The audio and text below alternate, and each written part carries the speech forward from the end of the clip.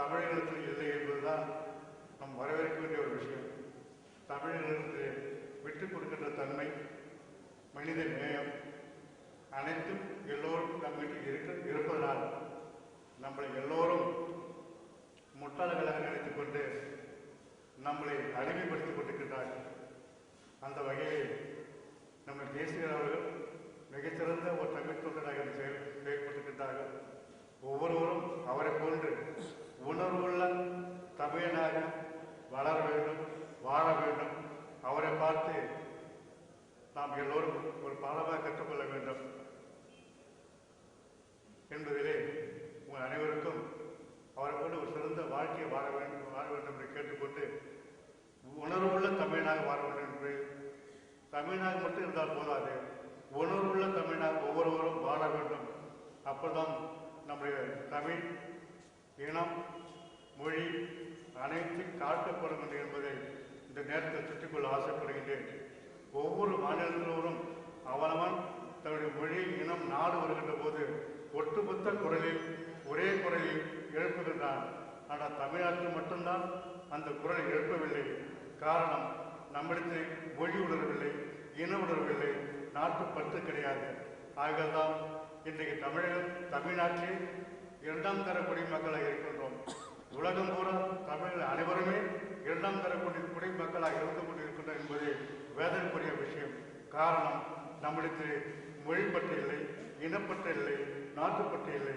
ஆகவே தேசிகம் போன்று ஒரு சிறந்த தமிழ் தொண்டனாக, உணர்வுள்ள தமிழனாக ஒவ்வொருவரும் வாழ வேண்டும் என்று கேட்டுக்கொண்டு விடைபெறுகிறேன். நன்றி, வணக்கம்.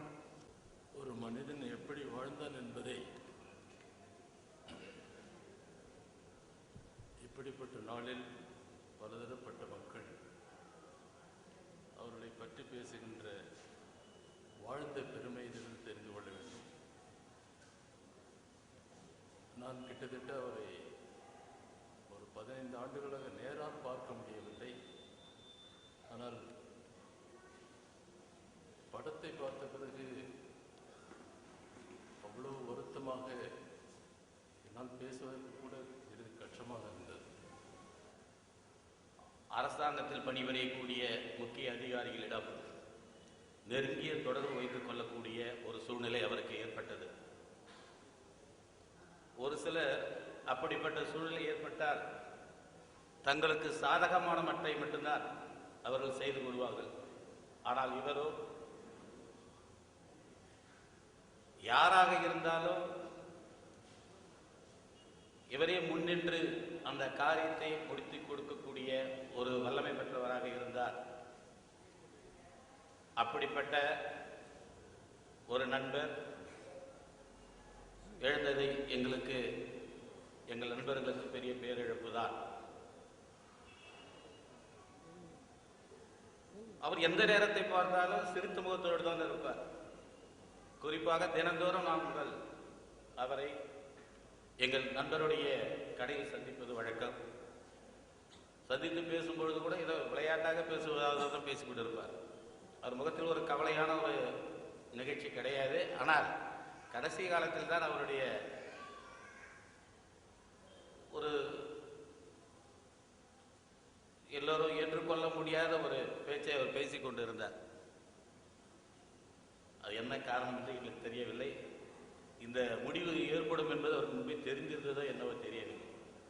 அப்படிப்பட்டவர் இழப்பை நானும் பங்கு பெற்று என்னுடைய உரையை தொடு முடித்தேன். ஏணியாயிருந்து உயர்த்து என்பதை கண்டவர் திருநாவுக்கரசர். தோணியாயிருந்து கரையை கடத்து என்ற தொண்டினை செய்தவர் திருநாவுக்கரசு. இந்த நாவுக்கரசு சலம் பூவோடு புகை மறந்தறியேன்,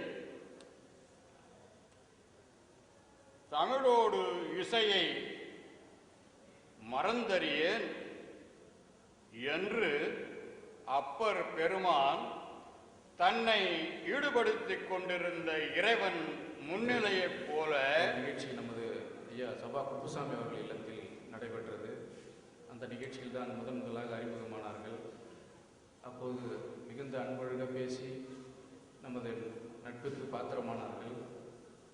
நண்பர்கள் தோட்டம் சார்பில் நாள்காட்டி வெளியீட்டு விழா ஏற்பாடு செய்யப்பட்ட போது அப்போது மாண்புமிகு மக்கள் முதல்வர் ஐயா அரங்கசாமி அவர்களை விழா அரங்கத்துக்கு குறிப்பிட்ட நேரத்துக்கு அழைத்து வந்த அந்த நல்ல மனிதரும் இங்கே ஐயா தேசிகன் ஐயா அவர்கள். அதே போன்று மற்றொரு நிகழ்ச்சியிலே அன்று புதுவையில் முழு அடைப்பு வேலை நிறுத்தம் ஒரு நிகழ்ச்சி திடீரென்று ஏற்பாடு செய்யப்பட்டது. அந்த நிகழ்ச்சியில் நாங்கள் சிற்றுண்டி தயார் செய்வதற்கு மறந்துவிட்டோம். அந்த இடைப்பட்ட அந்த குறுகிய நேரத்தில் ஐயா அவர்களை போய் சந்தித்து சொன்னபோது அதற்கென்ன நான் தயார் செய்து கொடுக்கிறேன் என்று அவர்களுடைய குட்டீஷ் நிறுவனம் சார்பாக இந்த சிற்றுண்டியை உடனடியாக தயார் செய்து அந்த தமிழ்ச்சங்க அரங்கத்துக்கு அனுப்பி வைத்தார். இதுபோன்று நிறைய மறைமுகமான தமிழுக்கு சேவையாற்றிக் கொண்ட ஐயாவின் மறைவு தமிழுக்கு ஒரு பெரும் இழப்பாகவே கருதப்படுகிறது. புகைப்பட கலைஞர் நேரு அவர்கள் கூட ஒரு தடவை நானும் அவர் பேசிக்கொண்டிருப்போது சொன்னார், புதுவையில் தமிழ் அறிஞர்களை விட தமிழ் ஆர்வலர்கள் தான் அதிகம் என்று சொன்னார். அது முற்றிலும் உண்மை. புதுவையில் தமிழ் அறிஞர்களால் தமிழ் வளர்வதை விட ஆர்வலர்களால் தமிழ் அதிகம் வளர்க்கப்படுகிறது என்பதுதான் முற்றிலும் உண்மை. அந்த அளவிலே முதல் தமிழ் ஆர்வலராக விலகிக் கொண்ட ஐயா தேசிகன் மறைவு தமிழ் சமுதாயத்திற்கு ஈடு செய்ய முடியாத இழைப்பு. அவருடைய மரண செய்தி கேட்டு அதுக்கு தொடர்ந்து வந்த ஒரு வாரம் பத்திரிகைகள்லாம் பார்த்தீங்கன்னா அவருடைய படங்கள், அந்த சிரித்த முகத்தோடு இருந்த படங்கள், அதற்கு வந்த அந்த வாக்கியங்கள்லாம் படித்து சொன்னால், கூப்பிட்ட குரலுக்கு ஓடோடி வருவாயை கண்ணா, கூப்பிடாமல் வந்து உதவி செய்வாய் என்று பல்வேறு வாசகங்கள் இடம்பெற்றிருந்தன. அப்போ அவருடைய அவர் தெரியாதவர் கூட இவர் எப்படிப்பட்டவர் என்பது, ஏன்னா ஒரு சாதாரண மனுஷன் தான், அவர் ஒன்றும் பெரிய அரசு அதிகாரி இல்லை, ஒரு அரசியல்வாதி இல்லை. ரங்கசாமி அவர்களுக்கு பக்கபலகமாக விளங்கியவர். அந்த ஒரே காரணம் தான் இந்த அளவுக்கு அவர் ஒரு நிகழ்ச்சி நடத்தும் அளவுக்கு அவர் மக்கள் மனதை இடம் பிடித்திருக்கிறார் என்று சொன்னால், அவருடைய தமிழ் தொண்டு மேலும் வளர வேண்டும். அவருடைய அந்த தமிழ் சேவை தொடர அவருடைய இழப்பானது தனித்தமிழ் கழகத்திற்கும் அவருடைய குடும்பத்தாருக்கும் பேரிழப்பு. முக்கியமாக தனித்தமிழ் கழகத்தை பற்றி குறிப்பிட்டு சொல்லவே வேண்டும். தமிழுக்காக பல பணிகளை ஆற்றி வரும் ஐயா சீன அரிமா பாண்டியன், சபா குப்புசாமி போன்ற நண்பர்களுக்கு அவருடைய இழப்பு ஈடு செய்ய முடியாத இழப்பு என்பதை தெரிவித்துக் கொண்டு நண்பர்கள் தோட்டம் சார்பில் இந்த நண்பர்களுக்கு ஆழ்ந்த இரங்கலை தெரிவித்து முடிக்கிறேன். நன்றி. அண்ணன் திருநாவு அவர்களுடைய ஆன்மா சாந்தியுடைய எல்லாம் வல்ல ஆண்டவனை பிரார்த்திக்கிறேன். மற்றவருக்கு தீங்கின்றி துணை புரியக்கூடியவனாக வாழும் மனிதனுக்கு கடவுளோ மதமோ வழிகாட்டியோ வேண்டியதில்லை அப்படின்னு ஐயா சொல்லியிருக்கிறார். திருநாவுக்கரசருடைய இந்த மரண செய்தி எனக்கு ஒரு குறுஞ்செய்தியாக தான் வந்தது. உண்மையிலே நான் பழகின மனிதர்களில் குறிப்பிடத்தக்க ஒரு பண்பாளர் தான் நான் அவரை சொல்லுவேன். என்னோட பழகும்போது அது வேறு விதமாக அவர் பழகுவார். கூடுதலாக ஒரு பாசத்தோட அக்கறையோட ஒரு நையாண்டித்தனமாக தான் சிரிப்பு பேச்செல்லாம் அப்படி தான் இருக்கும். நான் பழகிய விதத்தில் எனக்கு தெரிஞ்ச அவர் யாரும் கெடுதல் பண்ணியிருக்க மாட்டார். நான் கேள்விப்பட்ட வரைக்கும், நான் அறிந்து கொண்ட வரைக்கும் அவர் மற்றவங்களுக்கு பெரியார் சொன்ன மாதிரி ஒரு மனிதனுக்கு இலக்கணமாக அவர் சொன்ன மாதிரி யாருக்கும் அவர் தீங்கு செஞ்சது கிடையாது. உதவி புரியறதுக்காக ஓடி போய் உதவி பண்ணுற அந்த தன்மை உள்ளவர். எளிதில் நம்ம பழகின உடனே அவரை திரும்ப நினைக்க வைப்பார் நம்மளை. அந்த மாதிரி ஒரு ஈர்ப்போட பழகுவார். இந்த வாங்கையா இந்த படத்தில் போட்டிருக்கிறாங்கல்ல, அது மாதிரி சிரிச்ச முகத்தோடு அவர் அந்த வணங்குற விதமே நம்ம அவர் பக்கம் நம்மளை இழுக்க வைப்பார்.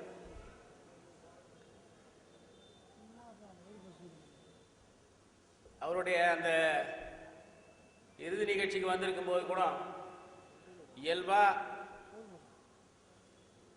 இங்க வந்திருந்த ஒரு சிலர் பேசினது என்னுடைய காதலை வாங்கினது உண்மையாக தான் இருந்தது. போக வேண்டியவங்களாம் நிறைய